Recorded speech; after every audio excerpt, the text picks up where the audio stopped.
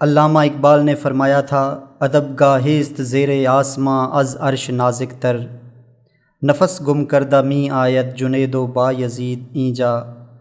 آسمان کے نیچے بارگاہ رسالت صلی اللہ علیہ وسلم وہ مقام ہے جو عرش سے بھی زیادہ نازک ہے۔ حضرت جنید بغدادی رحمۃ اللہ علیہ اور حضرت بایزید بسطامی رحمۃ اللہ علیہ جیسے بڑے بڑے اولیاء بھی جب اس بارگاہ میں حاضر ہوتے ہیں تو ادب سے سانس تک روک کر حاضر ہوتے ہیں کہ کہیں تیز تیز سانسوں سے بارگاہ رسالت صلی اللہ علیہ وآلہ وسلم میں بے ادبی نہ ہو جائے۔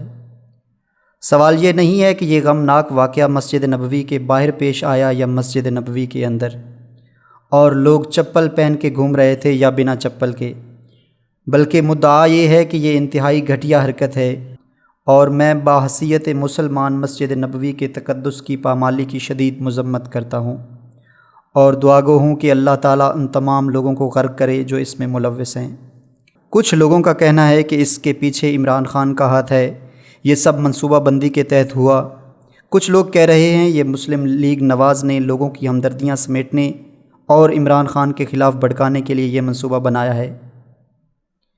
اب اگر آپ تھوڑی دیر کے لیے غور کریں تو دونوں باتوں میں جان موجود ہے، لیکن عمران خان جو کہ پہلے ہی بہت زیادہ مقبولیت حاصل کر چکا ہے، اس کو اتنی گھٹیا حرکت کرنے کی ضرورت کیوں پیش آئے گی؟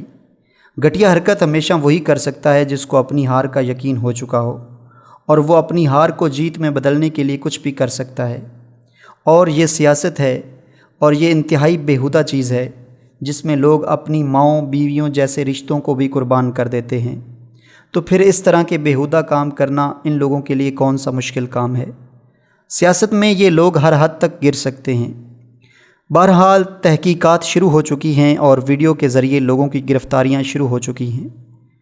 الجزیرہ ٹی وی کی رپورٹ میں بتایا گیا ہے کہ مسجد نبوی کا تقدس پامال کرنے والوں کو سخت سزا سنائی گئی ہے۔ 60,000 دینار جرمانہ، 5 سال قید اور تاحیات پابندی کا فیصلہ کیا گیا ہے، اور یہی ہونا چاہیے تھا ان لوگوں کے ساتھ، تاکہ پھر کبھی سیاست مسجد نبوی کا رخ نہ کر سکے۔ اب سوال یہ پیدا ہو رہا ہے کہ وہ پہلا شخص کون تھا جس نے پہلی بار اس گھٹیا حرکت پر سب کو اکسایا؟ اطلاعات کے مطابق وہ شخص گرفتار ہو چکا ہے، اور ابھی یہ فیصلہ ہونا باقی ہے کہ وہ کس جماعت سے تعلق رکھتا ہے۔ یہاں پر مشہور بلے باز شاہد افریدی صاحب نے ٹویٹ کیا ہے، یہ وہ جگہ ہے جہاں آواز بلند کرنے کی بھی ممانعت ہے، مگر ہم اپنی سیاسی دشمنیاں نبھانے کے لیے حرم کی حرمت تک بھول گئے، ریاست مدینہ کے تقدس سے بھی منکر ہو گئے۔ نعرے لگانے والوں کی پہچان تو ہو جائے گی، لیکن پاکستان کی شناخت کو آج ناقابل تلافی نقصان پہنچا ہے۔ اس سارے واقعے پر اہم سیاسی اور مذہبی رہنماؤں نے کیا بیان دیے وہ بھی دیکھ لیتے ہیں۔ علی محمد خان نے ٹویٹ میں کہا، 1000 سیاسی اختلاف ہو لیکن اخلاقیات کا دامن ہاتھ سے نہ چھوٹے، اور نہ ہی سیاسی اختلاف دشمنی میں بدلے۔ مسجد نبوی میں یا اس کے احاطہ میں کسی بھی صورت میں نعرہ بازی مناسب نہیں، آداب کے خلاف اور سخت منع ہے۔ عوامی رد عمل تھا، لیکن مسجد نبوی کا احترام ہر صورت میں ہر حال میں مقدم ہے۔